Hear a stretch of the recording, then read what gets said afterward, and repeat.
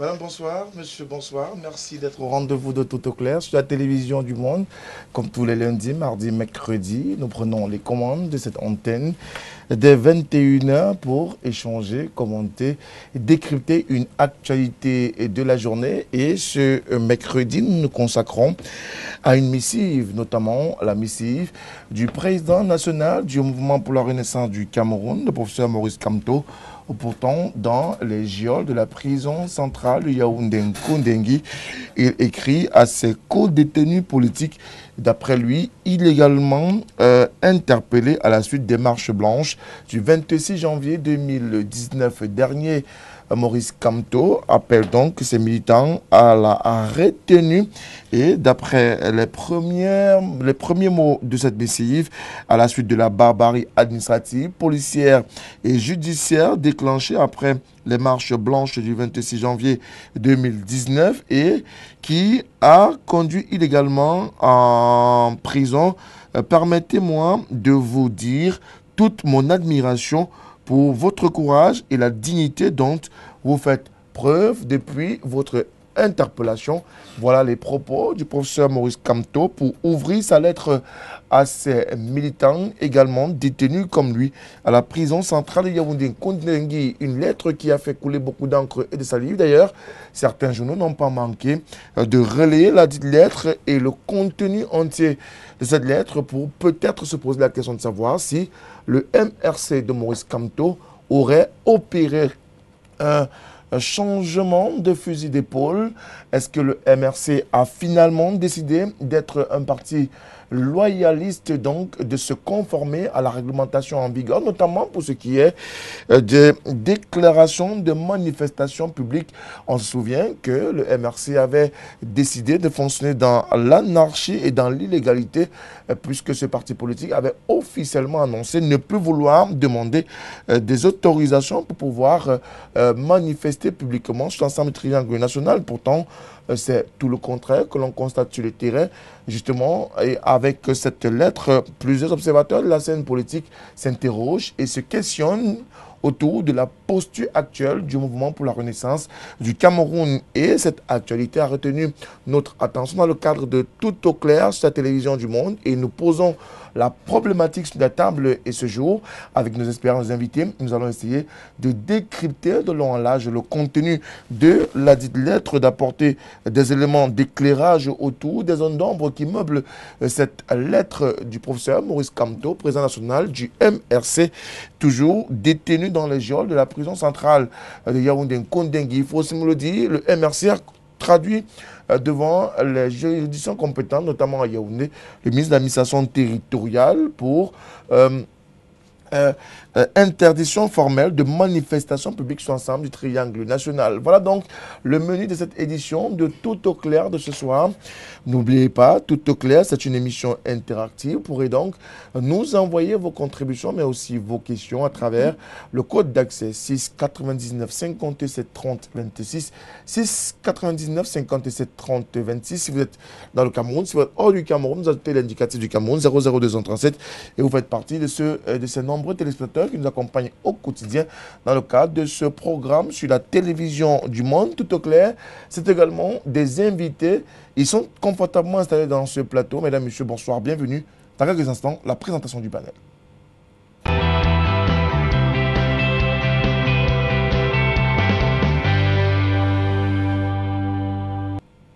Au MRC, il est considéré comme le père de la nation, peut-être du MRC. On aura le temps de comprendre les tenants et les aboutissants de cette déclaration du mouvement pour la renaissance du Cameroun. Mais avant, nous avons 4 messieurs confortablement installés dans le cadre de ce débat sur la télévision du Monde. Et avec eux, nous allons échanger autour de cette problématique posée ce soir dans le cadre du débat, le talk show sur la télévision du Monde. Et parmi nos invités, nous avons un jeune, certes, mais il est d'une formation politique proche du pouvoir, notamment le Rassemblement démocratique du peuple camerounais. Et justement, il est avec nous ce soir, César Honoré Ngomé. Bonsoir.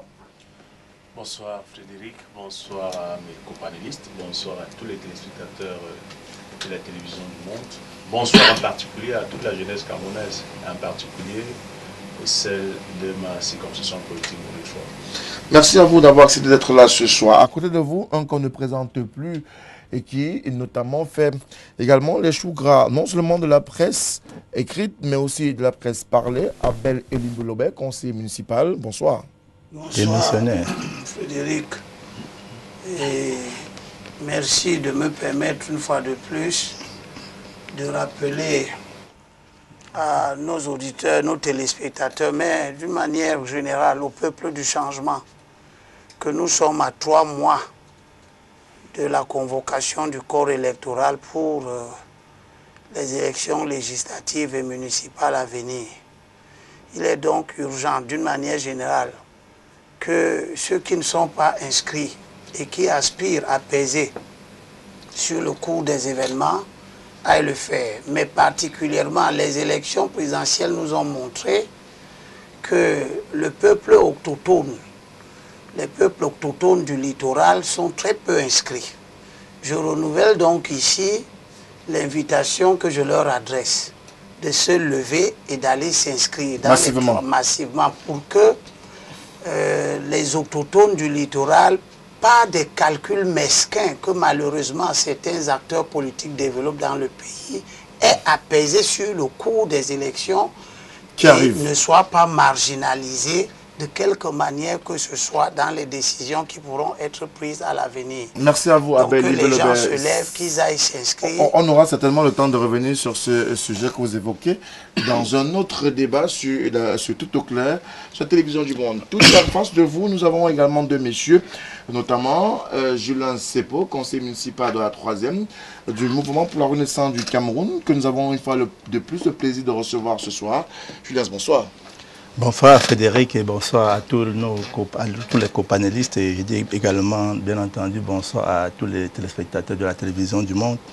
Je vous dis donc merci pour cette autre invitation et j'espère que nous allons disséquer ensemble, n'est-ce pas, le sujet du soir. Un sujet qui vous concerne particulièrement. Oui, pour ajouter à quelque chose que vient de dire mon ami Abel, tout simplement pour dire effectivement, nous sommes sur le terrain des prochaines consultations, il faut que les Camerounais s'inscrivent massivement. Nous faisons tout ce que nous pouvons faire au quotidien pour dire non seulement il faut s'inscrire, mais il faut aller voter. Parce que vous avez vu aux dernières consultations, malgré le fait qu'on avait à peine la moitié est sortie pour aller voter. Donc il ne faut pas seulement s'inscrire, il faut également se mobiliser pour aller voter. Absolument. À côté de vous, notre consultant permanent qui nous revient avec beaucoup de plaisir, malgré les péripéties de la vie, Michel Moussala, bonsoir. Bonsoir Frédéric, bonsoir aux panélistes, bonsoir à tous les téléspectateurs. C'est un plaisir pour moi de venir sur le plateau débattre des sujets de l'heure. Je pense que nous y serons à la hauteur quand je vois la somme des panélistes ici présents. Et en réalité, c'est toujours un plaisir pour moi de venir intervenir sur votre plateau. Michel, je reste avec vous. Vous êtes journaliste émérite, vous êtes éditorialiste hors échelle et, il faut le dire, vous avez été parmi ceux qui ont relayé, qui sont revenus de long en large sur cette lettre. Déjà, lorsque vous avez reçu cela à la rédaction, quelle a été la réaction du journaliste chevronné que vous êtes? Ben écoutez, je ne peux pas me placer à la place de l'auteur de la correspondance. Parce que si c'est d'une correspondance, je peux faire tout simplement, j'ai pu sur moi de faire quelques observations qui cadrent avec l'esprit de ce que je fais de la lecture de cette correspondance. Vous savez, toute lettre a un destinataire. C'est comme un émetteur et un récepteur. Je considère que je fais partie des récepteurs qui a sa lucidité de lire la lettre de fond en comble et chercher à comprendre exactement à quoi elle servait. Est-ce qu'elle était opportune? Est-ce qu'elle remplissait certains critères? Mais en réalité, c'est l'émetteur qui sait ce qu'il voulait en faire. Parce que quand je prends la lettre au décryptage, je considère que déjà cette lettre, elle nous parvient, mais en réalité, elle est adressée à des individus qui sont co-détenus de M. Kamto à la prison centrale de Konengi. Mais elle chute dans nos rédactions parce qu'elle doit faire elle doit faire un effet vivant. Vous voyez que si la lettre elle est vivante, c'est parce qu'elle est arrivée. Elle serait passée tout simplement parce que j'imagine que M. Kamto qui est à Konengi et avec ses co-détenus, il a tout le temps de la distribuer à ses co-détenus en prison et qu'elles ne viennent pas. Jusque dans nos rédactions. Jusqu'à dans nos rédactions. C'est la première observation que je fais. Parce qu'en réalité, la lettre n'est pas adressée ni au président de la République, ni au Premier ministre. Mais il aurait aussi pu discuter de visu avec ces individus qui sont pratiquement au même endroit que lui. Frédéric, c'est de ça que je parle. Il dit que le cadre est même plus propice parce qu'ils ont assez du temps. Quand on est en prison, on est moins occupé que de s'occuper des problèmes qui le lient à sa prison. En fait, c'est la première observation comme journaliste que je fais. Parce que cette lettre, elle n'est pas destinée aux rédactions.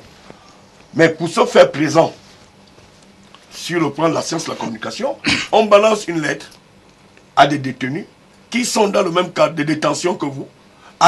Et vous la balancez dans les rédactions. Et les rédactions les relaient.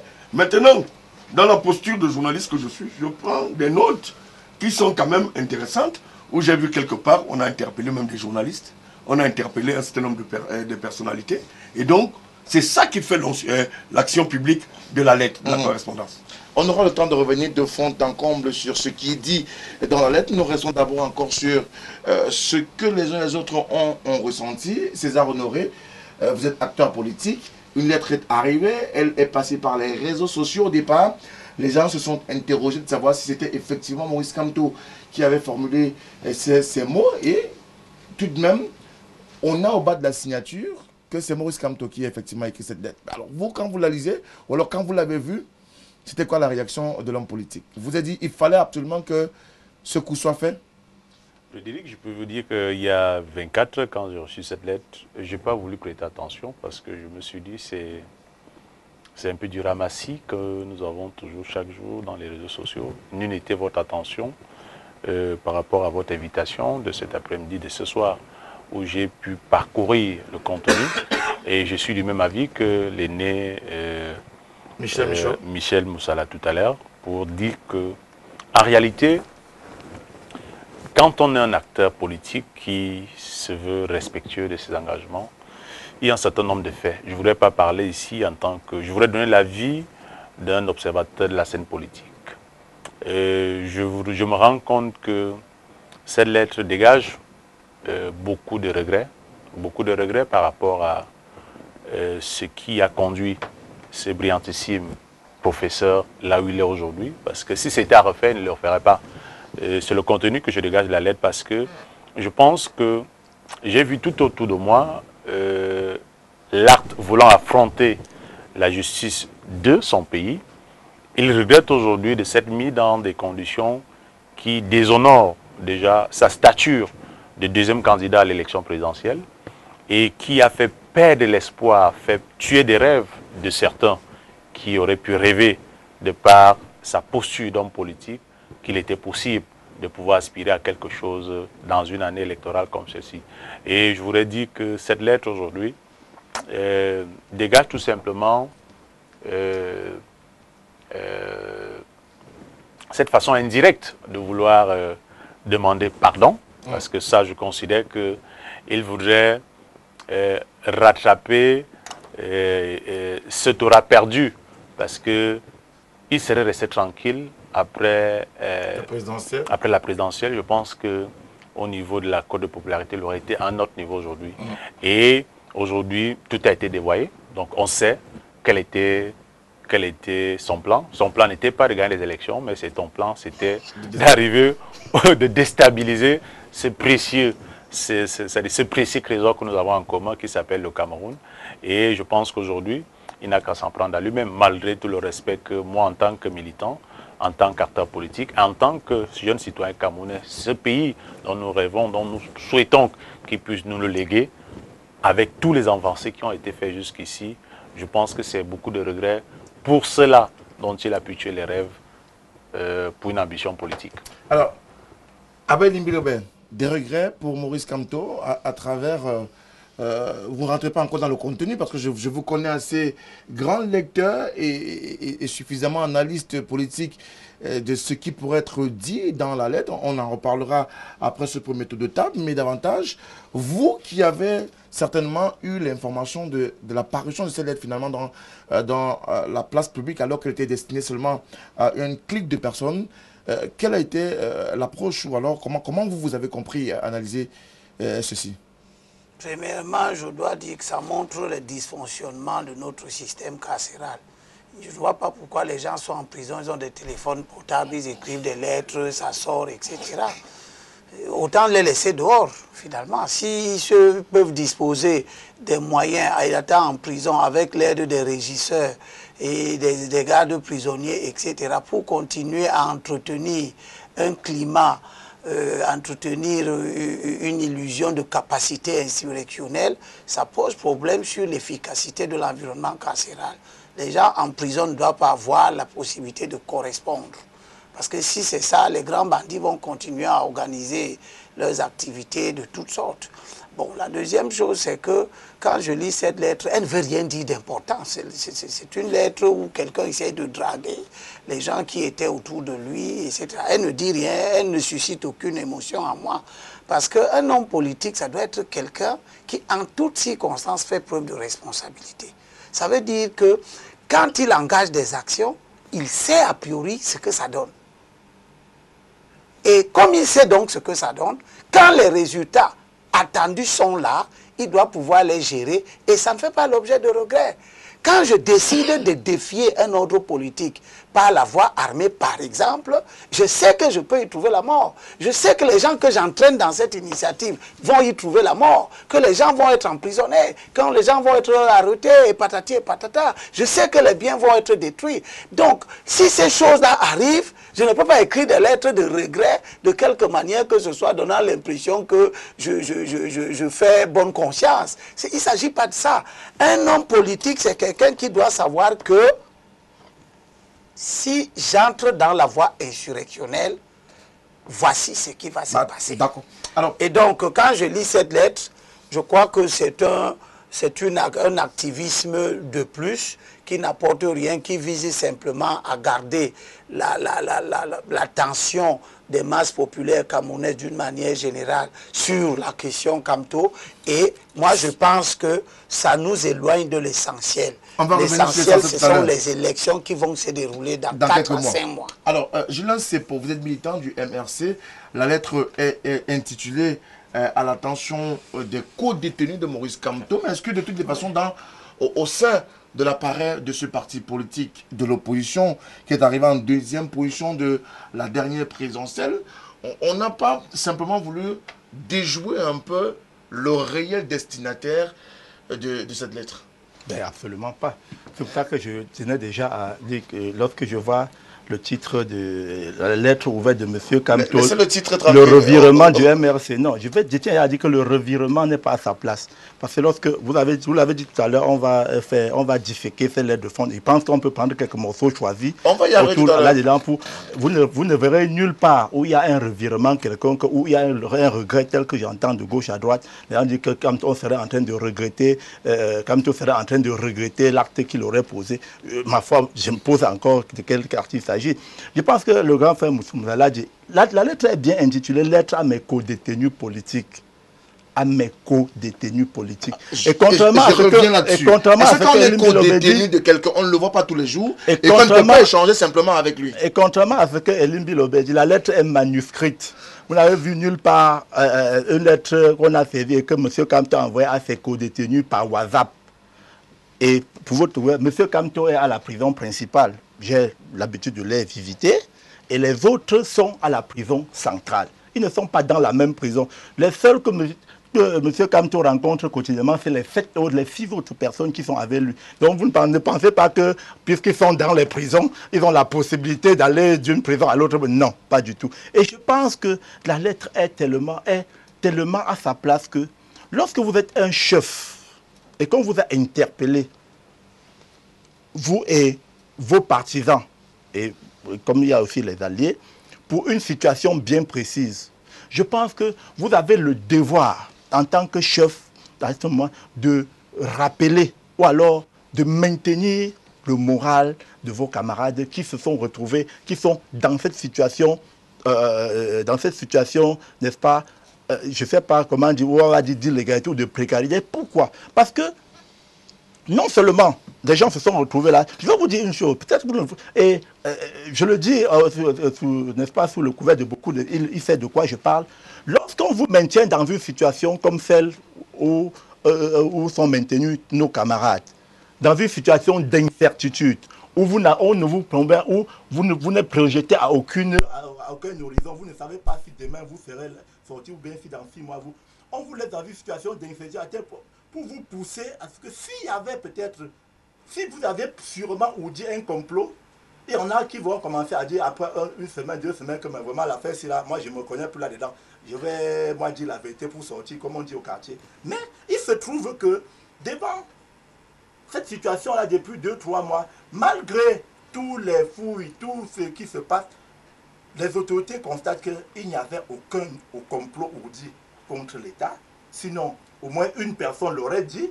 Mais on constate qu'il il n'y avait absolument rien. Et lorsque M. Kamto décide donc d'écrire à ses co-détenus pour leur remonter le mois, et les mots sont en substance bien plaisés et bien choisis, pour leur dire, je suis content que vous mainteniez le moral. Je sais dans quelle situation vous vivez. Je sais que vous avez laissé des familles, ainsi de suite. Donc, dire que M. Kamto sera en train de regretter quelque chose, si c'est par rapport à cette lettre... Je dis non. Non. D'accord. On aura le temps de rentrer donc dans la lettre. Michel Moussala, on commence avec vous. Vous avez décrypté la lettre. Dites-nous ce que vous avez retenu. Bien, écoutez, je pense que ça ressemble un peu à un jeu d'un chef bandit hein, qui réussit à se retirer ou qui est dans un coin et qui instruit et qui donne le moral ou un chef de guerre. C'est ce qu'un chef de guerre qui veut garder les troupes, le moral des troupes. Donc, quand je parcours cette correspondance, je constate que, d'abord, il y a des interpellations des camarades de M. Kamto, ceux qui se retrouvent en prison. Deuxième approche, deuxième analyse que je fais de cette lettre, elle est interpellative dans ce sens que on fait le procès des magistrats et des journalistes. Parce que je retrouve là-dedans que M. Kamto, je préfère peut-être passer, qui fait le procès des magistrats, dont jusqu'aujourd'hui je n'ai encore suivi aucune décision de justice qui soit rendue à l'endroit ou de X ou Y, en dehors de ceux qui ont pris 1 an d'emprisonnement dans certains cas. On y reviendra. Troisième chose, je constate que M. Kamto, qui, ma foi, je ne sais dans quelle posture prétend-il être, dit bien dans sa correspondance, il dit bien à travers ses avocats, il a émis la disponibilité de discuter avec M. Biya. Jusque-là, M. Kamto doute. Il n'apporte pas une précision. Il discute avec M. Biya comme président de la République ou comme simple citoyen. Parce qu'il ne dit, dans aucun passage, il ne parle du président de la République. C'est les premières observations que je peux faire de cette lettre. Mais maintenant, le décryptage que je fais, que, en réalité, comme je l'ai dit en amont, c'est que M. Kamto, dans sa logique, je vous ai dit tantôt qu'il y a des voies de communication, et j'ai suivi Elie Milobé parler du fait qu'on laisse aux gens. Je sais que j'ai fait la prison en 1994. La seule chose qu'on ne me retirait pas de là, c'était effectivement le BIC. On ne peut pas l'empêcher. Les gens peuvent écrire des lettres d'amour en prison. Si on commence à leur empêcher même cela. Mais cette missive adressée, je considère que c'est une missive adressée aux co-détenus. Est-ce que M. Kamto est rentré dans un esprit global? Est-ce qu'il a l'aspect psychologique de ceux qui sont co-détenus avec lui? Il leur rappelle tout simplement que vous êtes morts pour moi et que comme les apôtres, certains apôtres qui ont cru qu'ils avaient la capacité de suivre le Christ quand on allait le pendre, hein, il leur dit tout simplement avant que le coq n'ait chanté, évitez de faire comme celui-là qu'avant le coq n'ait chanté, vous m'aurez renié. On en est dans cette petite posture si je fais une analyse profonde de cette correspondance. Donc, pour moi, il y a du regret. C'est un humain. Il constate que ces actes ont emballé et ont emporté certains de ses militants. Et quand on est militant, on s'embarque, on est conséquent. Et je crois que dans cette correspondance, il y a le regret. Il y a, comme je l'ai dit, je veux comprendre l'attitude pour un juriste de sa trempe. L'attitude, qu'est-ce qu'il reproche aux magistrats au jour d'aujourd'hui? Parce que quand il dit certains magistrats ont sacrifié le droit et leur honneur sur l'autel de leur plan de carrière, c'est très important. qu'est-ce qu'il reproche à ces magistrats? Lui qui est juriste, lui qui a formé, lui qui est formateur. Donc, jusqu'ici, je ne vois pas ce qu'il reproche aux magistrats, puisque les procès ne sont qu'en cours. Et alors, il ne s'arrête pas là, il poursuit, dissimulant à peine leur engagement partisan et leur parti politique. Individus sont souvent sous couvert de la profession de journaliste ou de leur position ministérielle. Ça, c'est très important. Je crois que là, l'intellectuel a fait faux. Il a oublié le droit à la différence. Parce que le journaliste que je suis, je n'entends pas recevoir des leçons de M. Camto. J'ai une correspondance, je prends acte et je rentre dans les faits de la correspondance pour faire mes commentaires. Depuis l'entame de l'affaire Camto, moi, quand je vois sur la balance médiatique le pourcentage des médias qui sont devenus des chantres de M. Camto, je crois qu'il a 70% des médias qui lui sont favorables. Il faut dire ça. 90. Non, je parle de 70 pour être un peu très équilibré. Il faut qu'on dise ça aux Camerounais. Donc on ne donne pas l'impression que pour peu qu'un journaliste ne verrait pas la chose dans le sens qu'aimerait entendre M. Camto, qu'il en fasse un procès aux journalistes. Ça, je m'insurge contre cette attitude. Alors, vous êtes sujet contre l'attitude, l'une des attitudes visibles et lisibles dans la lettre du professeur Maurice Camto à ses co-détenus seulement. Une lettre quand même fleuve de 4 pages qui a fait la une dans les réseaux sociaux et qui a fait d'ailleurs les choux gras de la presse. Vous avez certainement également lu la lettre, au-delà des aspects qui sont évoqués par Michel Michaud-Moussala, qui a traité la question dans son journal paru. Vous également, qu'est-ce que vous retenez de façon précise autour des mots, des propos dits et écrits de la main du professeur Maurice Camto? Frédéric, il y a 2 éléments qui retiennent mon attention. Je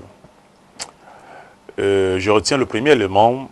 Il cite là: votre dignité est une invite au peuple camerounais à briser ses chaînes, à s'extirper de la peur paralysante installée par le régime en place depuis bientôt 40 ans pour revendiquer courageusement et pacifiquement, comme on le voit en ce moment dans certains pays de notre continent.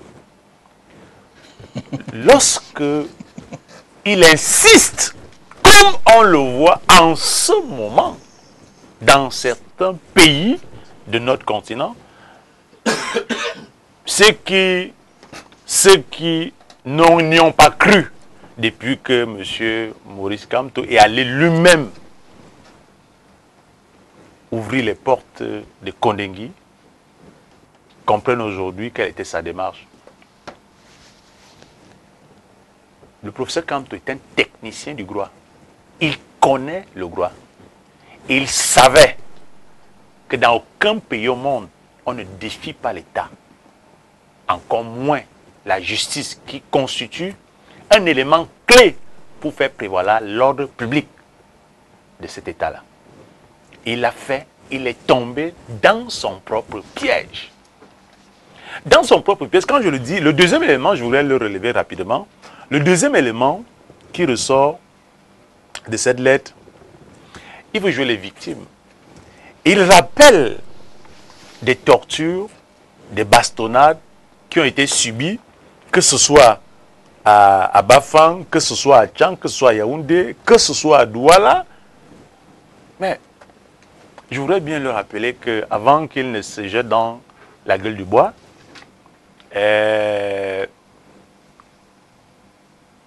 il est intéressant de lui rappeler que les gilets jaunes en France, depuis 3 mois, d'après les rapports des ONG que nous avons aussi infiltrés, dont on ne rend pas officiel, nous avons déjà près de 1400 morts, des dégâts collatéraux, des directs et autres.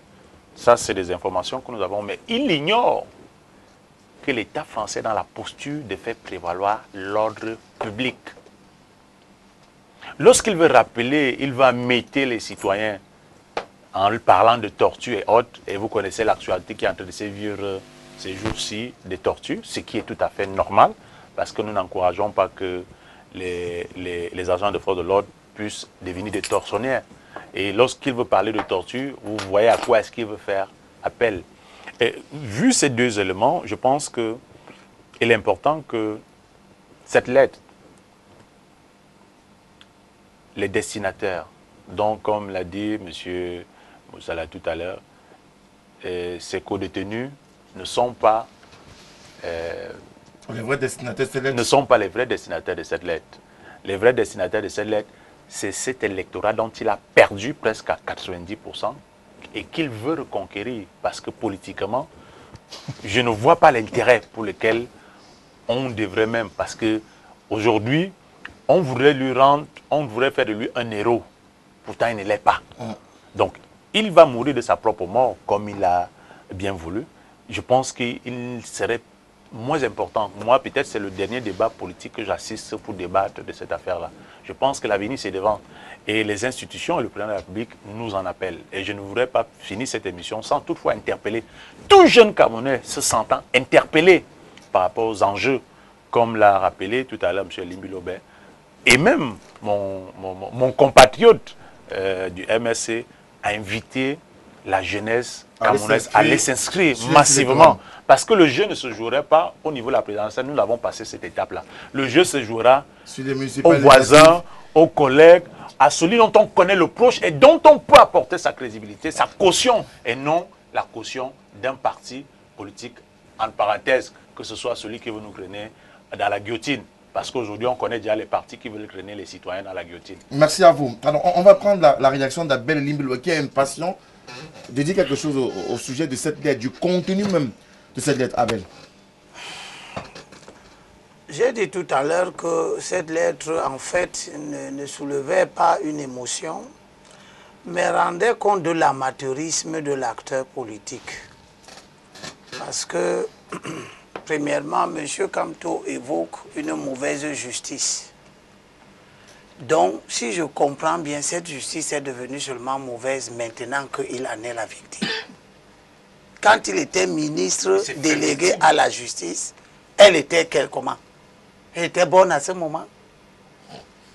Elle était ce qu'elle est. Elle n'a pas changé. C'est lui qui découvre quelque chose simplement parce qu'il croit qu'il est une victime. Ça lui fait mal dans son corps. Mais quand M. Kamto était ministre, les gens allaient en prison dans les mêmes conditions.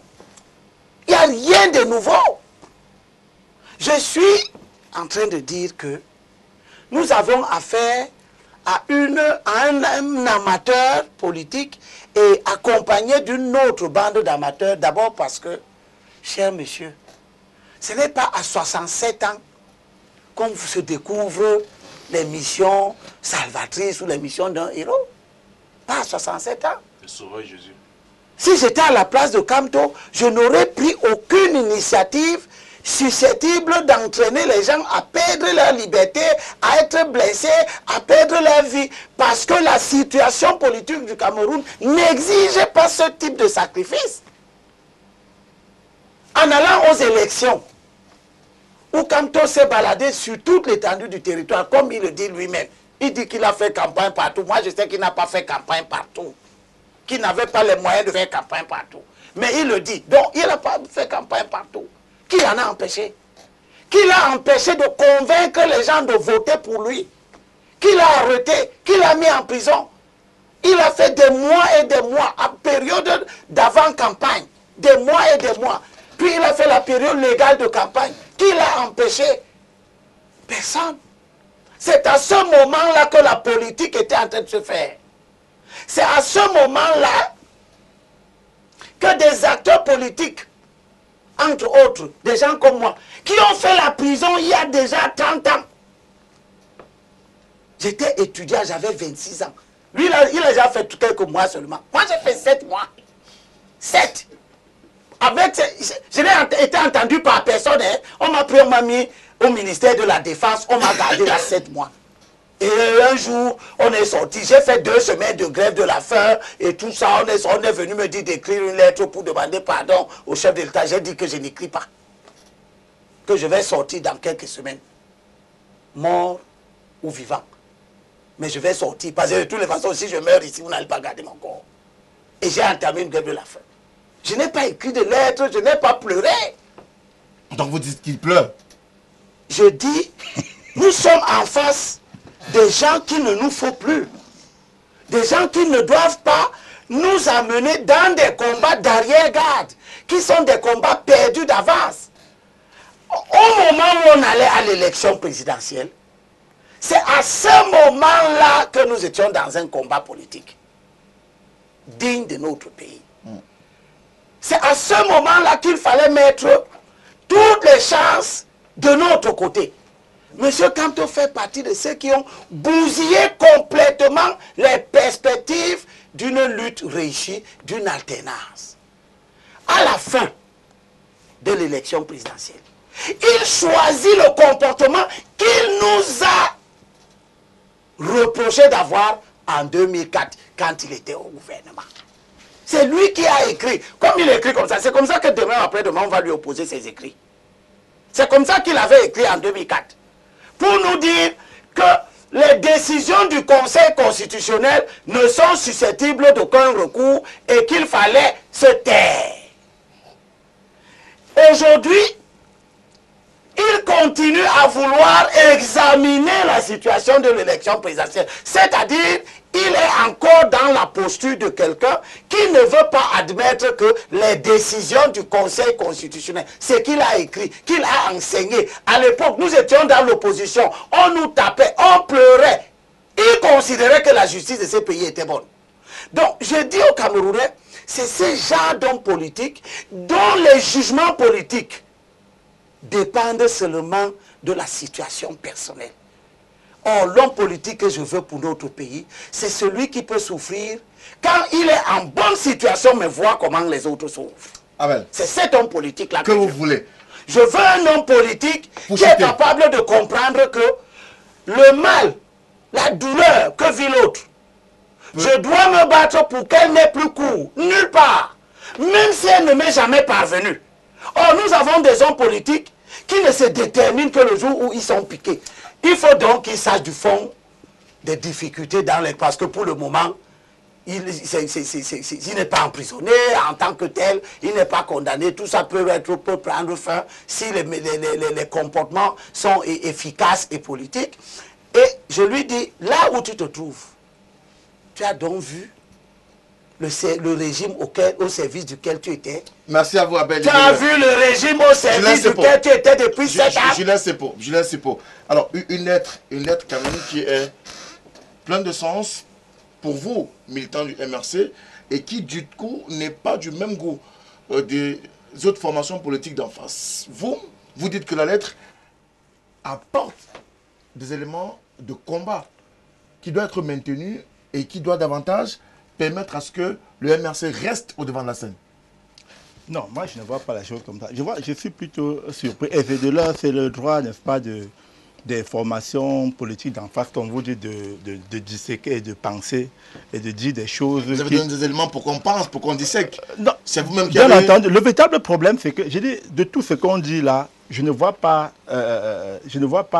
où se situe tout ce qu'on ressort là dans la lettre. Parce que si je remonte les différentes interventions ici, je veux dire une chose, il n'y a qu'au Cameroun. Il n'y a qu'au Cameroun que j'entends des choses comme des choses que vient d'avancer M. Elimbi Lobé. Que les gens n'ont pas le droit de revendiquer lorsque ça ne va pas. Il n'y a qu'au Cameroun qu'on entend les choses comme ça. Lorsqu'il dit que ce n'est qu'avant les élections présidentielles qu'on doit faire des... Il veut nous faire croire que si Kamto avait marché, bon, puisque c'est la marche qu'on lui reproche, avant les élections présidentielles, il aurait cautionné. Mais je rappelle qu'il y a eu l'élection présidentielle en 2019, ou c'était en 2018, il y a des élections, il y aura d'autres élections. Et j'ai eu à vous dire ici, Fred, et à tout le monde, que lorsque le MRC parle de hold-up électoral, on n'a pas dit non au hold-up électoral pour 2018. En 2013, il y avait déjà hold-up. En 2018, il y a eu hold-up. Et si on ne fait rien, il y aura encore des hold-up. Donc lorsqu'on dit non au hold-up électoral au Cameroun, il faut mettre fin à ce système de hold-up permanent. C'est de ça qu'il s'agit. Je ne sais pas pourquoi les gens... Je vous ai déjà dit ici et même ailleurs, rappelez-vous qu'en 2013, M. Kamto avait été interpellé par le délégué général de la Sécurité nationale. Parce qu'il avait dit, il faut des bonnes lois avant les prochaines élections. Sinon, ça risque de prendre une autre tournure. On a dit déjà qu'il prépare l'insurrection. Maintenant, lorsque j'entends les gens dire, Kamto est allé en guerre, il faut qu'il assume, on a pris une méthode insurrectionnelle, il faut qu'on assume. Mais je dis, il faut toutes choses garder.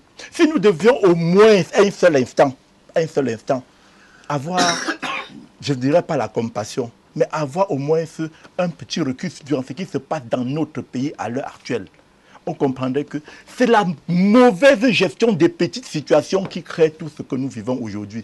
Je dis, même les plus grandes guerres commencent par les petits malentendus. Et finalement, on se retrouve dans une situation où on tue des gens. Jusqu'aujourd'hui, M. Moussa a parlé tout à l'heure de la justice. Il n'y a qu'au Cameroun qu'un mandat de perquisition permet d'interpeller 150 personnes et un juge trouve que c'est normal. Mais où est la justice? La première des juges, le premier juge aurait dit que la forme, parce que lorsque la forme n'y est pas, on n'entre même pas dans le fond. Mais je ne comprends pas. Lorsqu'il dit qu'on interpelle de manière injuste les juges, où est la justice? Lorsqu'on vous dit, le monsieur dit, je suis venu sur la base d'un mandat de perquisition, pas même d'un mandat, mais on perquisitionne, du coup, on ne dit même pas ce qu'on cherche, mais du coup, des choses, puisque la perquisition veut dire on fouille, du coup, ça devient des gens, on embarque plus de 150 personnes et on estime qu'il y a la justice. D'un, on enferme les gens pendant des jours. Et c'est après une semaine qu'un préfet prend sur lui de notifier une garde administrative après que les gens soient en prison. Et on estime qu'il y a la justice. Le premier juge de ce pays honnête aurait dit que ça ne marche pas comme ça, aurait mis fin à tout ça en leur accordant, ne serait-ce que cette procédure d'habeas corpus qu'il demandait pour dire, ok, vous avez peut-être des charges contre vous et tout, mais la méthode, la façon dont on vous a interpellé n'est pas juste. Donc vous rentrez chez vous et on commence la procédure. Maintenant, lorsqu'on me dit donc qu'il y avait la justice dans tout ça et qu'on vit ça, moi je dis c'est pas normal. Maintenant, on parle encore de la justice. J'ai dit sur votre plateau ici, Frédéric, et peut-être aussi ailleurs, si on reproche au MF d'avoir organisé une marche illégale, d'avoir participé, si on reproche à tous nos camarades d'avoir participé à une marche interdite, la loi est claire. L'article 232 du Code 231 du Code pénal est clair. Vous êtes condamné entre 15 jours et 6 mois de prison. D'où vient-il qu'on a donné 12 mois aux gens? Ça n'existe nulle part. Je veux quelqu'un question au départ de me dire sur quelle base ce qu'on a pris à Yaoundé pour avoir participé à une marche. Est-ce qu'on est encore dans la lettre? Ou alors vous je nous analysez? Permets-moi justement, il a parlé de la justice. Oui, mais c'est contenu dans la lettre. Justement, c'est parce qu'il a relevé la justice. Il a dit qu'il ne comprend pas pourquoi M. Kamto interpellerait les juges de ne pas faire leur travail. Et c'est là où je suis en train de revenir là-dessus. C'est de ça qu'il s'agit justement. D'accord, alors, je rappelle. On va prendre des aspects tout à l'heure. Je pense que j'ai trois contradicteurs contre moi, apparemment. Sinon, vous donc, je vais dire tout simplement que on ne peut pas. Et j'ai dit, il a bien dit, lisez l'entête de la lettre. Si M. Kamto avait écrit, il faut bien qu'il écrive une autre lettre à ses partisans qui ne sont pas également en prison pour rebooster leur morale. Parce que lorsque j'entends quelqu'un dire, Kamto, il comprend qu'il a perdu l'électorat, mais c'est quoi mesurez-vous que Kamto a perdu? Attendez la prochaine élection. D'accord, on va attendre la prochaine élection pour voir si M. Kamto a perdu de son électorat ou pas. On va prendre quelques SMS, notamment 5. Bonsoir à vous. Je voudrais demander à M. Elimilbe d'éclaircir son propos liminaire quand il demande au peuple autochtone. On aura le temps de faire une émission consacrée à cette problématique. Alors, évitez surtout de faire des messages à l'endroit de M. Abel Elimilbe. Ce n'est pas un pasteur non plus. Et tous ces messages-là, je ne les lirai pas. Non, je ne les lirai pas. Ça détourne l'objet de l'émission. Alors, bonsoir, désolé. Alors... celui-ci nous demande de faire plutôt des émissions sur la corruption. On en a fait au moins 7 sur la corruption. Bonsoir, jolie émission. Je constate que sur le plateau, au lieu de faire une analyse objective de la lettre, les panélistes font plutôt le procès du professeur Maurice Kamto. Je ne vois pas pourquoi la main tendue proposée par ce dernier ne peut être prise en compte pour décrisper la situation politique. Le professeur Maurice Kamto n'est pas une personne lambda. Un peu de respect pour sa personne, s'il vous plaît. Merci pour ce SMS qui n'a malheureusement pas été signé. Bonsoir. Alors, s'il vous plaît, la lettre, lisez la lettre pour que nous puissions comprendre et savoir s'il s'agit d'un regret ou non. Alors, c'est 4 pages à lire, ce sera assez difficile. Bonsoir, Michel Michaud Moussala. Vous considérez, vous, dans les 30% des journalistes restants qui sont contre Maurice Kamto? C'est une question.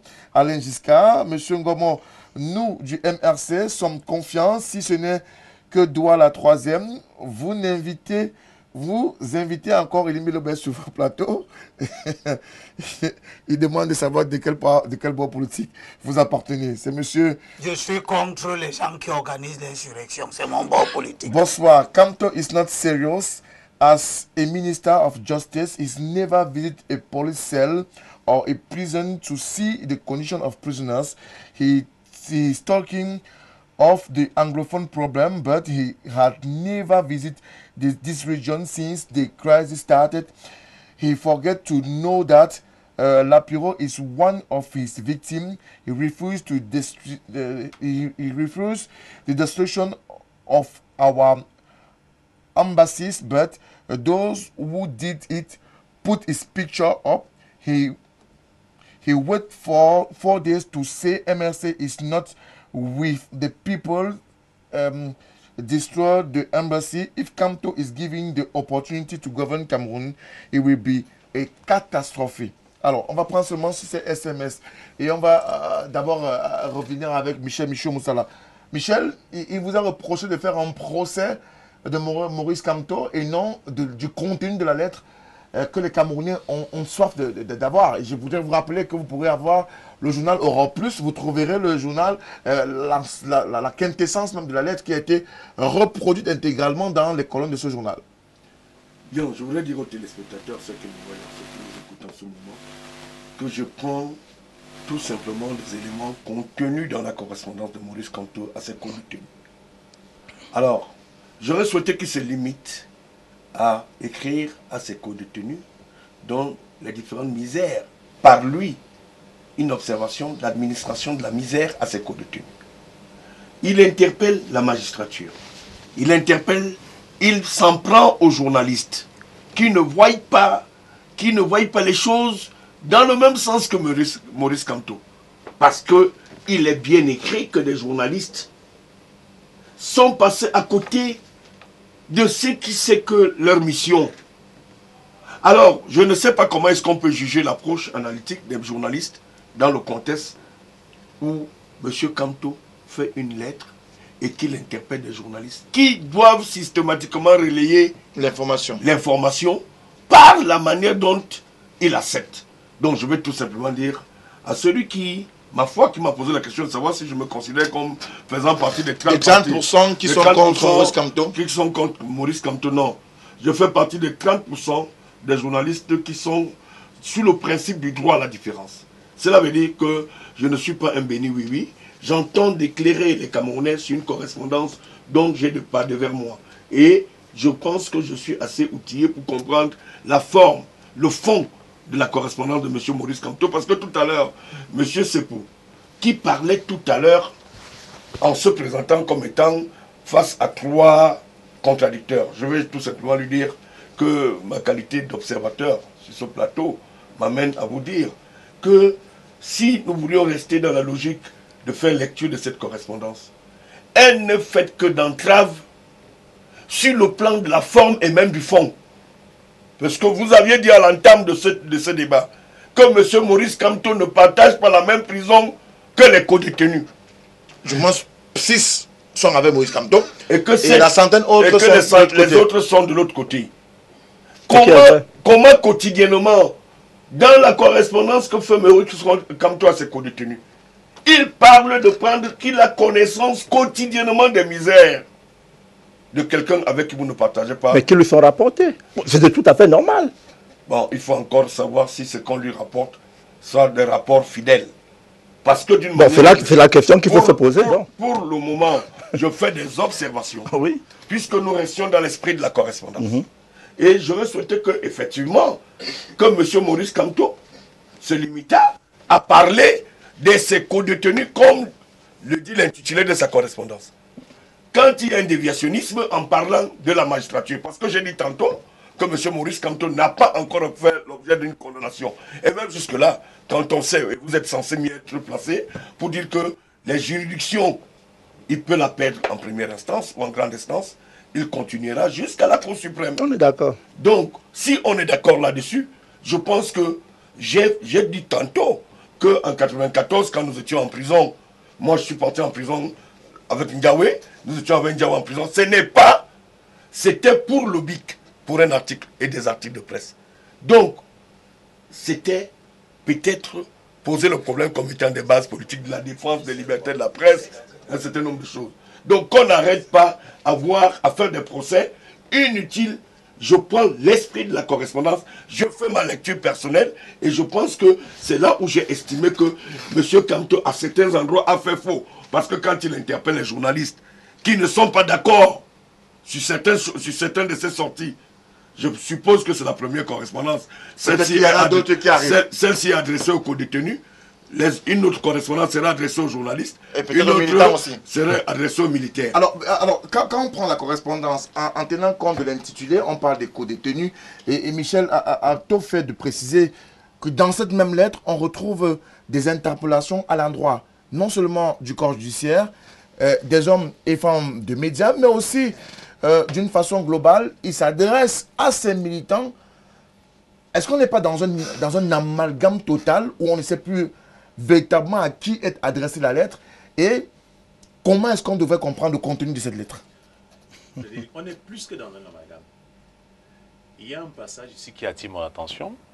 Il dit là, j'ai fait savoir à travers nos avocats ma disponibilité à discuter avec M. Biya pour solder le passif du scrutin présidentiel du 7 octobre 2018 et jeter les bases sérieuses et crédibles d'un nouveau départ politique dans notre pays. On est dans quel pays? Le Cameroun est un état de droit. Celui qui a soldé le contentieux électoral, c'est bel et bien le Conseil constitutionnel. Ce n'est pas Kamto. Et c'est pas M. Biya non plus. Mais encore moins. C'est bel et bien. Ils se sont engagés. C'est le Conseil constitutionnel qui a validé la candidature et de M. Biya et des 8 autres candidats. Et c'est ce Conseil constitutionnel qui a vidé le contentieux électoral. Point barre. L'ONU, l'opinion internationale, la Haye et autres ne peuvent pas vider ce contentieux électoral. Il a été vidé au palais de Congrès par le Conseil constitutionnel. Il y a un autre point qu'il faut relever, parce qu'il y a une grosse malice, mais qui échappe à M. Kamto. Si moi j'avais été à sa place, je leur ai demandé de ne pas le faire. Il y a quelques semaines, j'ai rencontré un groupe de jeunes qui étaient pro-RMC et qui m'ont dit, grand frère, nous regrettons amèrement. Je leur demande pourquoi. Ils disent, rien que le simple fait que notre leader, pour lequel nous étions prêts à mourir, que nous avons suivi des audios où on l'a pêché sous un lit, alors qu'il dit mourir pour nous, vouloir mourir pour nous. Il n'a pas fait quoi sous le lit? Mais vous dites, c'est archi faux là. Vous dites n'importe quoi devant les télés. Je peux vous envoyer l'audio. Non, mais quand vous dites, l'audio, mettez-moi dans l'audio. Vous dites, dans l'audio, vous l'avez vu dans l'audio. Dans l'audio, il est bien en train de dire, l'eau voici sous le lit. Mais c'est pas possible. Dans le domicile de M. Zongang, j'ai cet audio-là. L'eau voici sous le lit, sous un matelas. Mais vous ne rappelez pas en même temps que l'officier qui a interpellé M. Kamto a dit que cet audio, qu'il ne sait même pas le passer, c'est lui qui l'a interpellé. J'attends cette version-là. Donc, vous dites n'importe quoi. Voilà une déception. C'est pour ça pour les leaders, on n'attend pas qu'un leader, lorsqu'il entend le bruit des bottes, qu'il aille se mettre sous le lit. Il devrait être le premier pare-balles pour protéger. C'est un humain aussi. Bon, il faut voir dans le genre de leader que nous avons. Donc, il y a un deuxième point. Il a évoqué dans la lettre les casses des ambassades. J'aurais bien voulu, au lendemain de ces casses, que M. Maurice Kamto, pour qui j'ai beaucoup de respect, se désolidarisa. Il a fait 4 jours plus tard. Il l'a de façon officielle ou de manière officieuse. Mais cette façon de vouloir mener des Camerounais en partie, nous sommes assez intelligents. Lorsqu'il vient évoquer ici ce que nous avons vu en Afrique, dans les pays voisins, vous voyez bien à quoi il veut faire allusion. Le Cameroun ne sera jamais comme le Soudan. Le Cameroun ne sera jamais l'Algérie, plus ou moins encore le Burkina Faso. Le Cameroun est un État dont les autres copient. Sont trop bêtes. Non, c'est pas ça. Nous avons vécu des périodes assez fratricides que ce que nous voyons aujourd'hui. Les Camerounais, on semble nous opposer un certain tribalisme qui ne sied pas. Même si nous avons une certaine hypocrisie, qui voudrait penser que... Parce qu'il y en a d'autres qui ont pensé que nous étions dans un seul État, mais il y a d'autres qui... moi, je suis d'avis avec Abel Eli Biloba, qui invite certaines communautés à s'intéresser désormais à la chose électorale. Parce que la politique, si tu ne la fais pas, elle te fait tous les jours. Donc, il est important d'attirer l'attention des uns et des autres qu'aujourd'hui, la chose politique, ce n'est plus une affaire de M. Biya, ce n'est plus une affaire de M. Kamto, c'est une affaire de nous tous. Nous devons nous intéresser afin que, dorénavant, qu'on puisse choisir les meilleurs dans nos communautés, dans notre environnement, pour pouvoir nous représenter. Et 71,28% des Camerounais ont choisi, en ce qui concerne la présidentielle, Monsieur Paul Biya. Et cela doit être respecté. Alors, Abel Imbelo a sorti ses bords et je voudrais surtout espérer qu'il ne sera pas suffisamment long parce que quand il sort les bords, on doit pouvoir se dire que peut-être que finalement, Maurice Kamto a violé notre loi. A tout faux d'avoir pensé écrire cette lettre ou du moins de l'avoir matérialisée avec sa propre main d'écriture. Moi, je dis...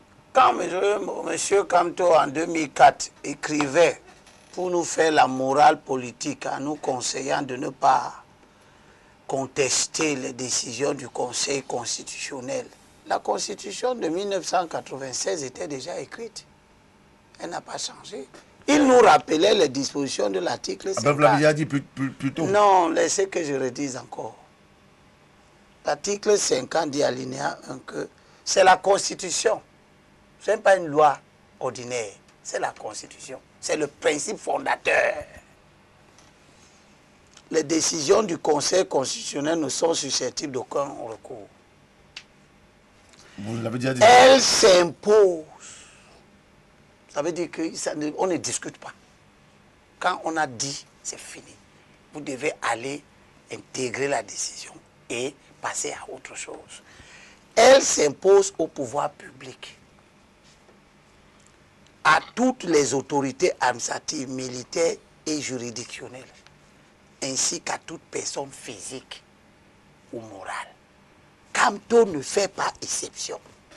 Je veux répondre à un de vos téléspectateurs qui a écrit pour dire que Kamto, ce n'est pas quand même n'importe qui. Vous ne pouvez pas en même temps dans un pays vouloir une justice équitable pour tout le monde et avoir quand même un peu au fond de vos esprits que tout le monde n'est pas pareil. Pour Kamto, on ne doit pas faire ci parce qu'il est professeur. Le numéro 2 de la présidentielle. Quand il vote, savoir... Le numéro 2 de la présidentielle, ce n'est pas un statut. Il y a les numéros 2 qui ont déjà eu 0, quelque chose pour cent. En 1997, Hogbelen était numéro 2. Il avait 1, quelque chose pour ça. Ou 2%. Qui peut, tous ceux qui parlent là, qui veulent qu'on respecte Kamto, au seul motif qu'il était numéro 2, il respectait Hogbelen parce qu'il était numéro 2 avec 2%. Foundi a déjà été numéro 2. Avec 30%. Avec 37%.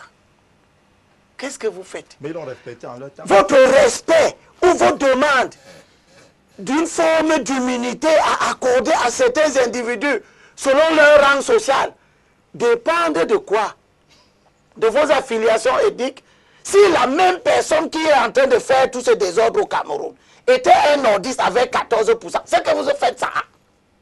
C'est que vous ne faites pas ça. Tous ceux qui bavardent, on sait qui ils sont. Je leur dis donc que nous devons faire la politique dans notre pays avec ce qu'il est, en faisant constamment l'effort de chercher à l'améliorer. Donc, comme c'est cela la posture Nous ne pouvons pas tout nous permettre au nom du combat politique. Il faut donc être sage et habile. L'élection présidentielle est terminée.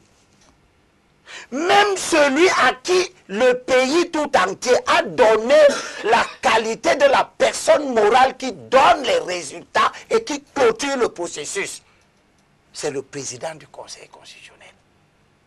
Il faut que chacun de nous respecte ça, aujourd'hui comme à l'avenir.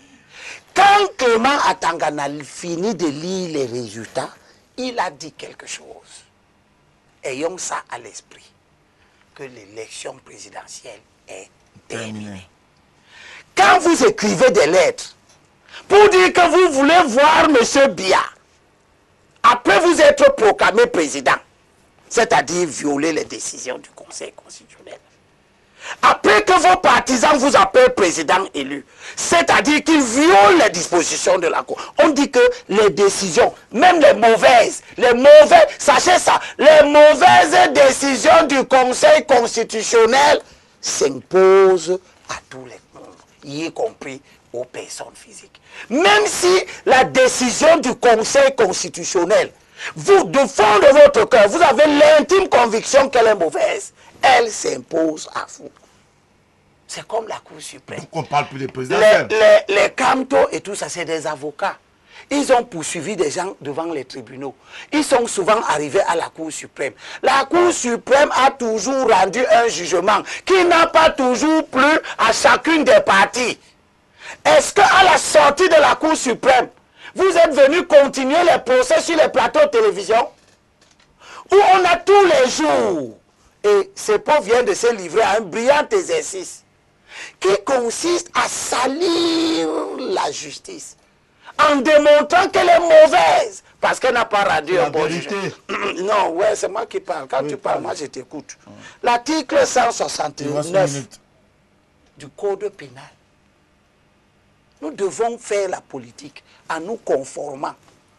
Quand on sera au pouvoir, on va tout changer. L'article dit quoi? Il dit que est puni d'un emprisonnement de 15 jours à 3 mois et d'une amende de 10 000 à 100 000.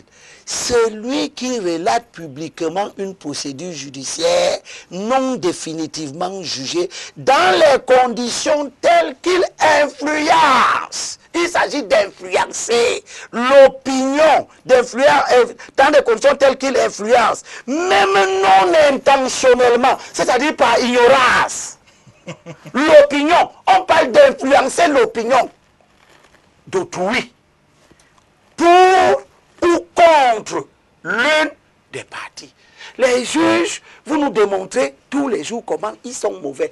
Quand on même les écrit, ils qualifient pour former notre opinion, pour la dresser contre la justice, pour que les gens disent que, oh, la justice, et vous venez ici démontrer comment on est parti l'arrêter, la procédure était ceci. Là, on vous dit que la procédure non définitivement jugée. Vous êtes devant les juges. Prouvez là-bas, par les dispositions de loi qui existent, qui organisent le fonctionnement de la justice et du pays. Vous ne le faites pas là-bas. Vous êtes du matin au soir sur les plateaux de télévision où vous peignez la justice comme une justice infernale. Merci, je sors, laisse je finis la petite minute, le dernier mot. Oui, un seul mot. Cette justice infernale donc que vous êtes en train de peindre, je vous rappelle qu'elle est exactement comme elle était quand vous étiez ministre. Merci à vous, Abel. Elle n'a pas changé.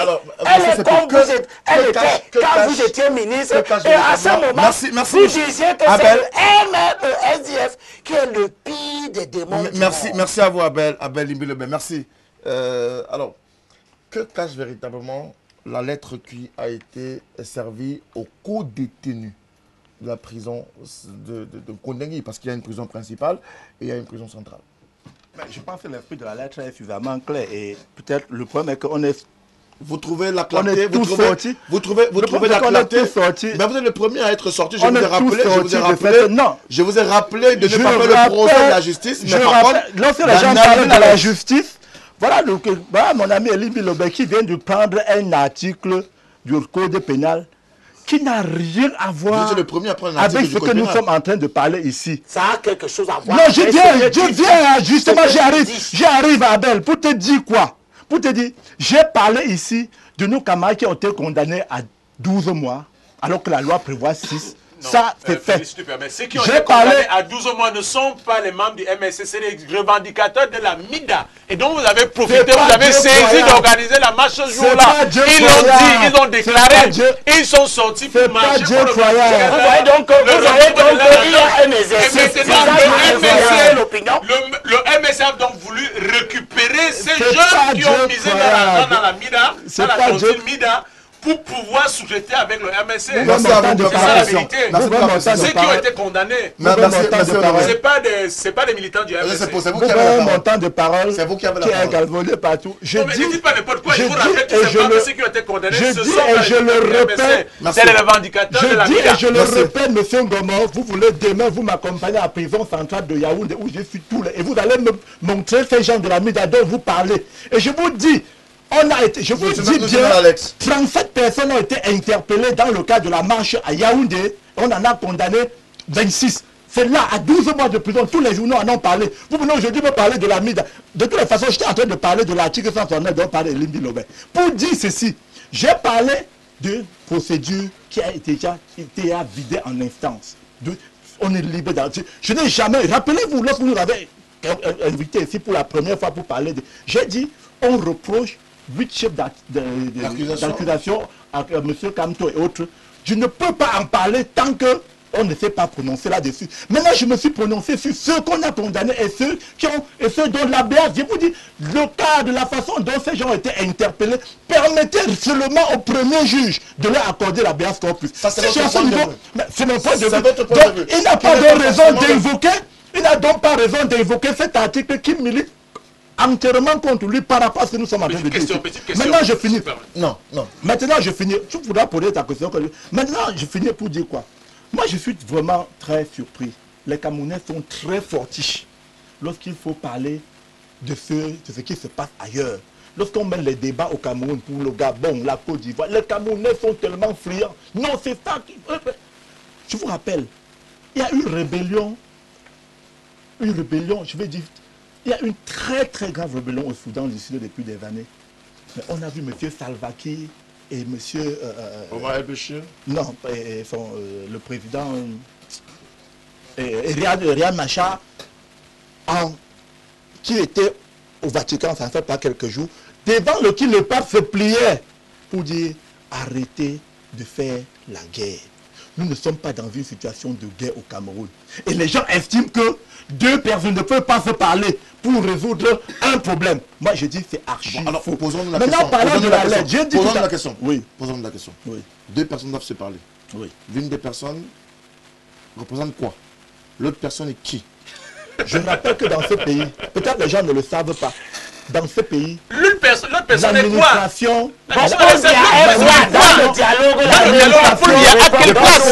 l'administration... Je voulais qu'on Paul Biaseki, je rappelle que... Et la question est contenue dans la lettre. Je rappelle que... Puisqu'on doit y aller. Monsieur Paul Biya représente quoi? Je rappelle que... S'il vous plaît, répondez à la question. Nous sommes dans... Ce n'est pas à moi de le dire que M. Biya est président de la République. Ok, et j'ai eu à vous dire ici, nous n'avons jamais appelé... Monsieur Ngoma, vous n'avez jamais entendu un militant du MFC, ni Kamto lui-même, dire je suis président de la République. Répétez-le donc à votre vision. Vous n'avez jamais entendu le dire. Vous n'avez jamais entendu le dire. Je vous dis. Répétez-le. Non, c'est mon temps de parole que vous êtes en train de prendre. C'est mon temps de parole que vous êtes en train de prendre. Et je vous ai toujours dit ici, et je vous ai toujours dit, le MSC n'a ni les moyens de défenestrer M. Biya en tant que président de la République. Merci. Ni les moyens de mener une insurrection. Et ce n'est pas notre objectif. Le MFC reste un parti républicain et qui dit nous allons changer l'avenir dans la paix et à travers les urnes. Maintenant, on ne me laisse pas parler. Allez-y. On ne me laisse pas parler. On ne me laisse pas parler. Nous parlons d'une lettre, mais on est tout allé dans tous les sens.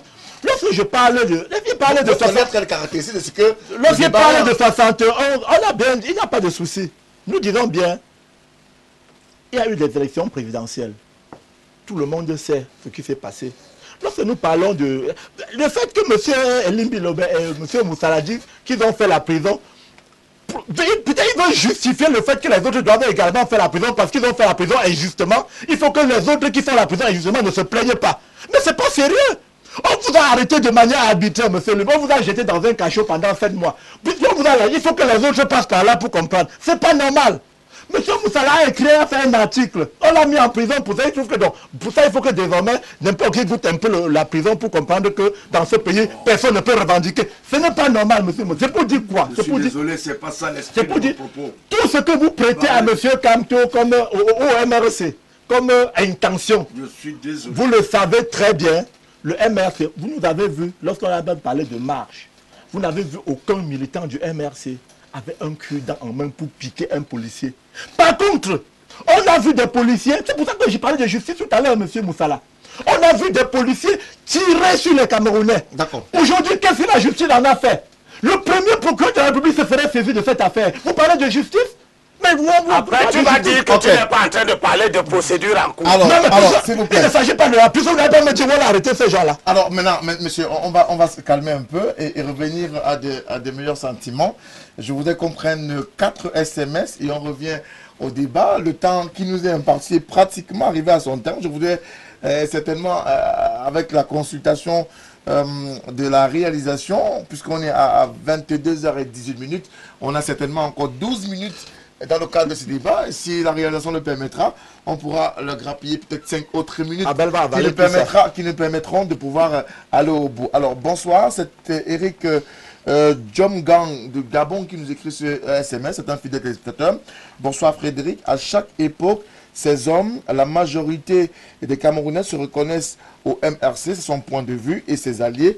La lettre du professeur Kamto montre qu'il est un homme de paix. Son passage au gouvernement l'a permis de comprendre comment le régime fonctionne et a décidé de quitter pour conquérir le pouvoir à la loyale. Le pasteur, je pense notamment à Abel Imbilobès, c'est ce qu'il est en train de dire, cherche un poste car ses brebis l'ont fui. Et comme il sait, il n'a aucune chance par ses actes. Il ne reste pour lui rien que la calomnie dans le cadre des échanges dans la politique. Alors la suite du SMS, je ne vais pas lire parce que c'est un peu injurieux. Non, je ne lirai pas de SMS. Ça montre l'état d'esprit non, Abel, on ne lira pas de SMS injurieux. Abel, merci Abel. Bonsoir, une fois de plus, le bateau est déséquilibré, c'est son point de vue. Et le débat perd tout son sens parce que tout le monde est partisan. Nous demandons des analystes ou des analyses pertinentes et non que les 3/4 du panel nous servent à chaque fois des prises de parole. Abdoul de la Cité SIC qui envoie ce SMS. Bonsoir à vous. On a déjà lu le message de ce Camerounais. Alors, Kamto is a dangerous element for our democracy. 29 years with SDF, no tribalism, no insult, no hate speech, but 6 years of Kamto's tribalism, insult, hatred is a mode. Simon from Limbe qui nous envoie ce SMS ce soir. Alors, pourquoi toujours reprocher Maurice Kamto? Juste parce que vous ne voulez pas le changement ou quoi? Parce que je ne vois pas ce qu'il fait de mal pour mériter autant d'injures. Personne l'a insulté sur ce plateau. L'homme à la... C'est un Camerounais qui a donné son point de vue, mais je sais, vous n'allez pas empêcher non plus Camerounais qui ne sont pas du même bord que vous de donner leur point de vue. L'homme en barbe n'est pas sérieux. Je pense qu'on parle de monsieur Ngomon. Alors, par contre, Madame Laure Sopon nous envoie son SMS que le MRC se taise. Kamto n'a rien vu. Et le panéliste qui dit qu'il est un homme de paix me fait rire. Il est juste dépassé par les événements. Il apprendra à respecter les institutions de l'État désormais. Force à l'expérience, n'en déplaise au MR6. C'est un SMS qui nous a été envoyé. Madame Carole Nana nous a envoyé également un SMS. Bonsoir à tous les panélistes. Monsieur Kamto nous fatigue. Il n'a encore rien compris ou alors il a compris et ne réalise pas. C'est trop tard pour rejoindre monsieur Ngomon. L'affaire Kamto MRC est dépassée où on a tendance à donner de l'importance à ces derniers au point d'oublier les vrais sujets qui fâchent réellement dans notre pays. La crise du Nozo, donc le nord-ouest et le sud-ouest, nous paralyse et les gens perdent leur vie de ce côté, de grâce que les MR6 nous excusent. Monsieur Limbi, contrairement à ceux qui tirent sur vous, je suis toujours enchanté de vous suivre. Belle émission. Merci, Madame Karlana. On revient sur le plateau et certainement pour, on ne va pas dire les derniers mots, mais puisque le temps nous tient à la gauche, chacun des panélistes aura droit à 1 minute 30 secondes pour pouvoir faire le débat et pour conclure cette émission assez riche et assez importante autour de cette lettre qui fait couler beaucoup d'encre et de salive. Mais est-ce qu'on doit pouvoir comprendre aujourd'hui à travers cette lettre signée Maurice Kamto et écrite de sa propre main que peut-être le MRC a changé de fusil d'épaule? Parce qu'il faut le dire aussi, hier le MRC n'entendait pas saisir les autorités pour pouvoir opérer ses marches. Aujourd'hui, le MRC est dans la posture de demander des autorisations pour pouvoir être visité.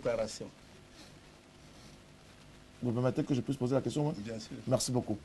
Le MRC est aujourd'hui en train de demander des autorisations aux autorités administratives.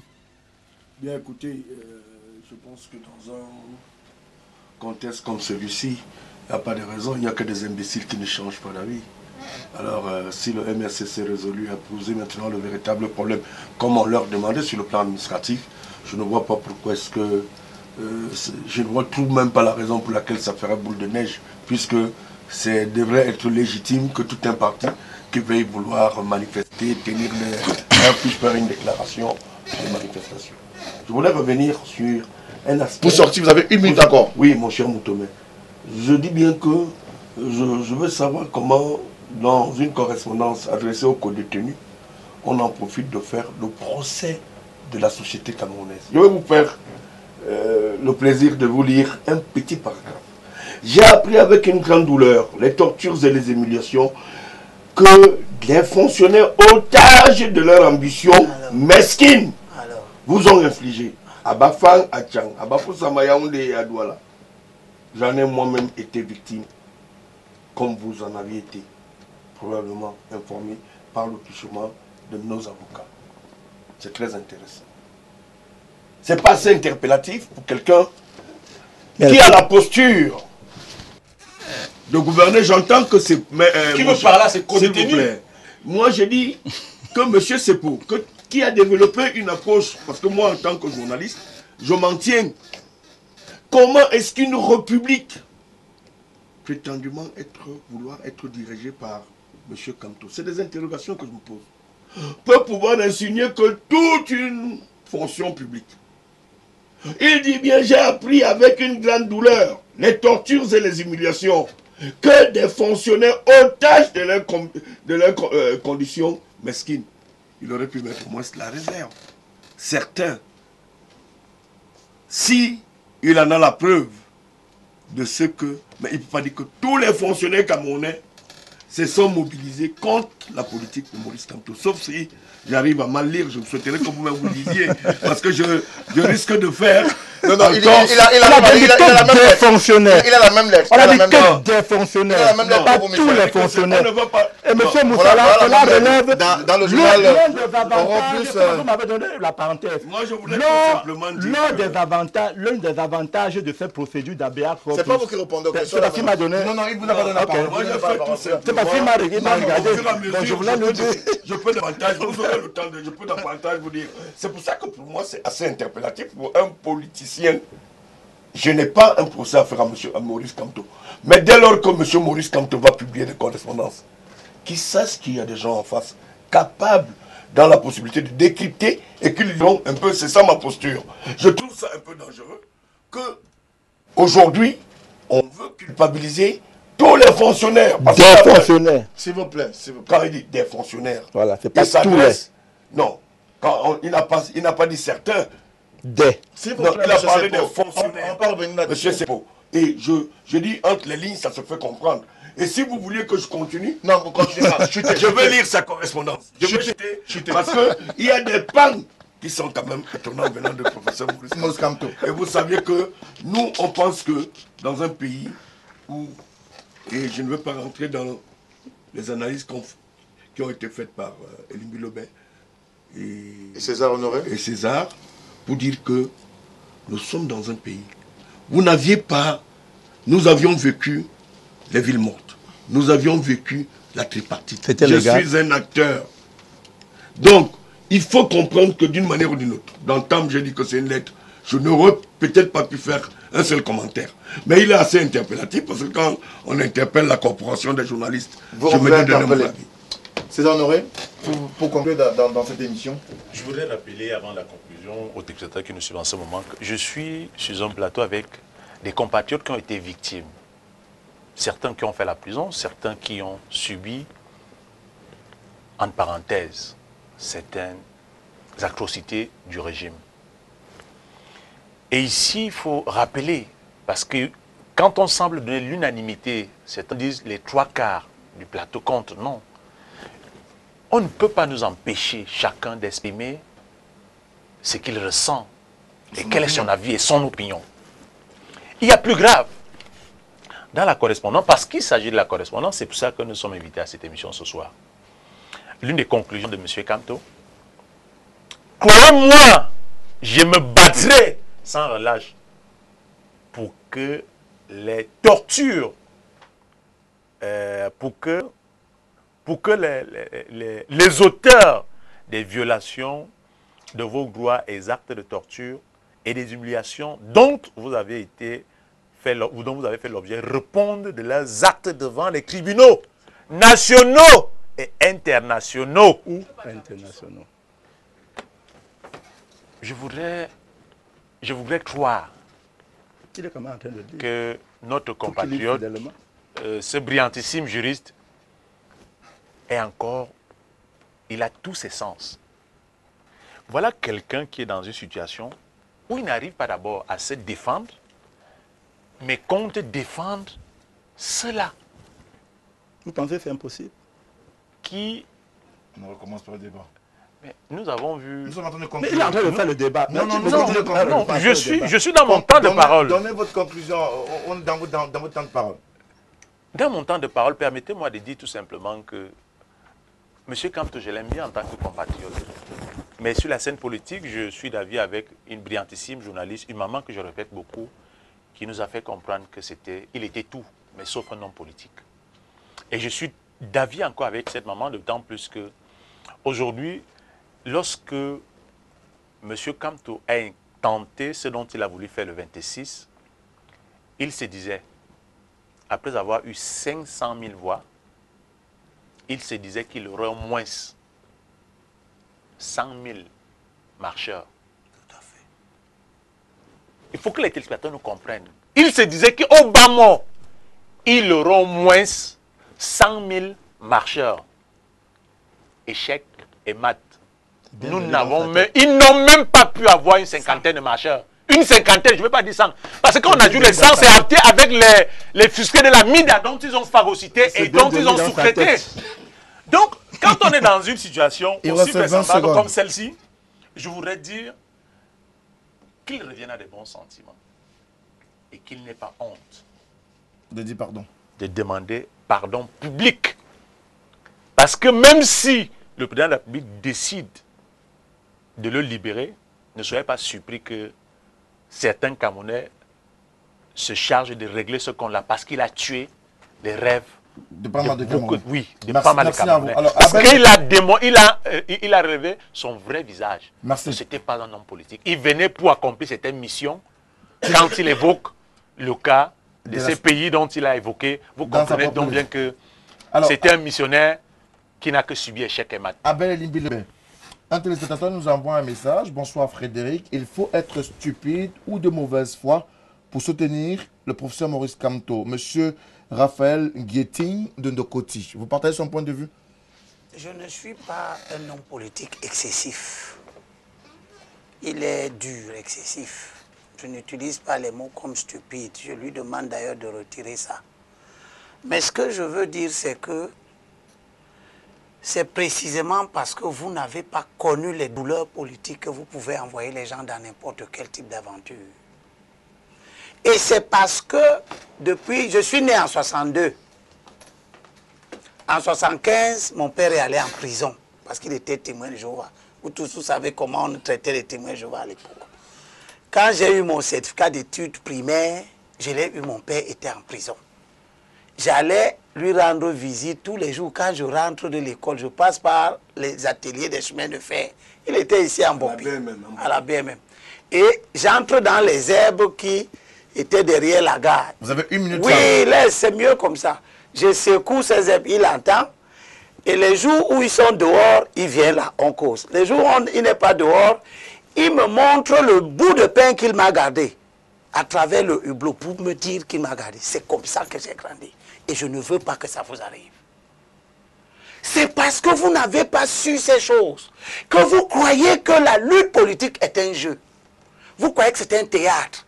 Vous croyez à des choses du genre parce que vous avez vu telle chose se dérouler au Burkina et que là-bas, ça a donné tel ou tel résultat. Vous pouvez transposer ça. Je suis allé en France en 2017 à l'invitation des Camerounais de la diaspora et du Burkina. J'ai donné une conférence là-bas. Et il y avait dans cette conférence un membre de ballet citoyen qui ont renversé Blaise Compaoré. Vous savez ce qu'il a dit? Ce que nous avons fait au Burkina n'est pas transposable. Parce que le Burkina a ses réalités historiques qui ont permis le déroulement de cette chose. Ne croyez pas que quand on ne fait pas la politique sous votre prisme, on n'est pas du tout en train de la faire.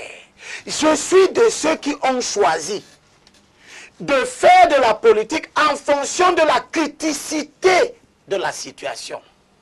Comment est-elle critique? La situation politique au Cameroun est telle que nous pouvons changer les données politiques par la voie des élections. Nous n'avons pas besoin du schéma insurrectionnel. D'abord parce que quand on regarde le schéma insurrectionnel, au Soudan, c'est l'armée qui a pris le pouvoir. Ce n'est pas les démocrates soudanais. En Tunisie, c'est l'armée qui a pris le pouvoir. En Algérie. En Égypte, on a mis les démocrates égyptiens ont mis les gens dans la rue, mais c'est l'armée qui est arrivée au pouvoir. Al-Sisi, militaire, est au pouvoir. Il vient d'obtenir la modification de la Constitution pour rester au pouvoir ad vitam aeternam. Ne nous engageons pas dans des luttes politiques dont nous ne maîtrisons pas les processus.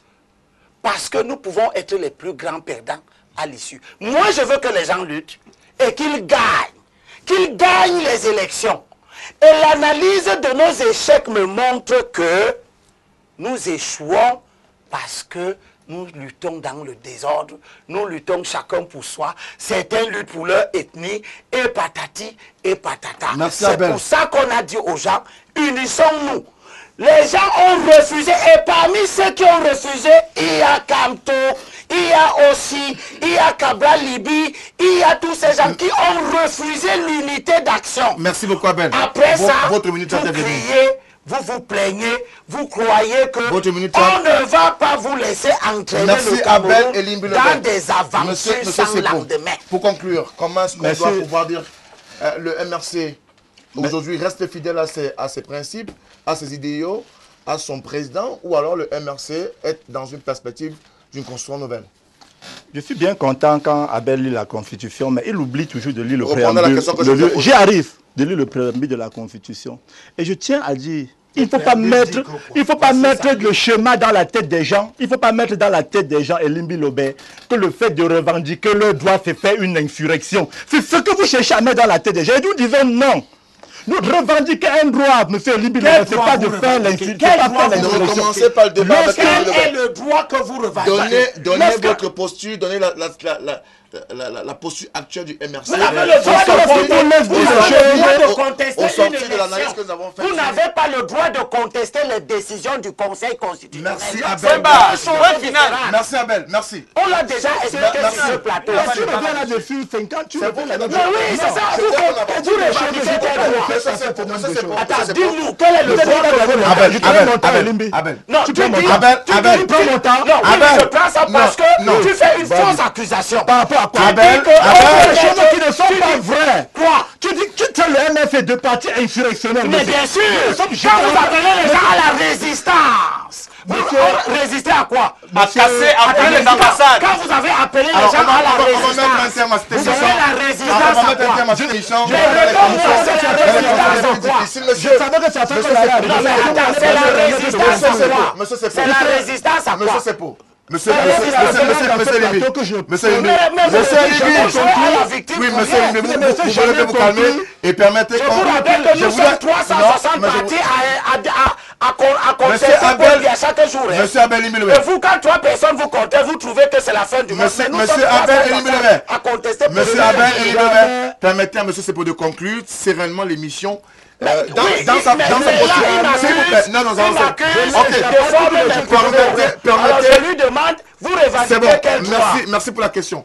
Monsieur Sepo, Si je vous réponds, tu vas dire que- voilà, n'envoyez si je pas réponds, tu vas dire que- non, voilà. vous n'envoyez pas d'objectif à l'endroit de D'accord. monsieur Elimbi. Si je Vous réponds, me tu posez vas la dire question. quel droit? Quelle est la posture actuelle du MRC? Vous changez de fusil d'épaule ou vous restez dans votre posture de revendication dans la revendication? Je ne sais pas ce que vous appelez par changer de fusil d'épaule. Nous vous avons toujours dit, et ça n'a jamais changé, nous avons un slogan, c'est changer d'avenir dans la paix. Nous avons lancé, moi en tant qu'acteur de terrain, chaque jour, je peux vous le dire, tous les jours nous travaillons pour que les gens s'inscrivent massivement sur les listes électorales. Parce que je sais que c'est ça. Parce que nous disons que nous allons changer ce pays par ça. J'ai écrit un livre sur les élections présidentielles qui paraît bientôt. Vous allez le, mais je peux vous dire une chose. Il ne faut pas qu'on assimile le fait de faire des revendications pour un bon code électoral, pour une bonne citoyenneté. On nous dit que c'est l'insurrection. Donc vous voulez marcher C'est pour vous dire, c'est pour vous dire, Monsieur Abel Limilwe, on fait le débat. c'est pour vous dire, Frédéric, que c'est pour vous dire, Frédéric, pour conclure sur la lettre, que j'ai entendu beaucoup de choses sur cette lettre, mais je dis simplement que l'une des bonnes choses que nous gagnons dans ce que nous appelons aujourd'hui la procédure d'habeas corpus, c'est qu'on permet à chaque détenu de raconter. C'est dans la lettre. Donc c'est toi qui C'est dans la lettre. c'est toi qui On permet à chacun de dire ce qu'il a subi. C'est pour ça que le professeur parle de servir de torture. Merci d'être C'est pour ça qu'il parle de servir et de torture. Et ça doit se co-détenir. Il ne fait pas adresser à quelqu'un d'autre qui a subi cette torture.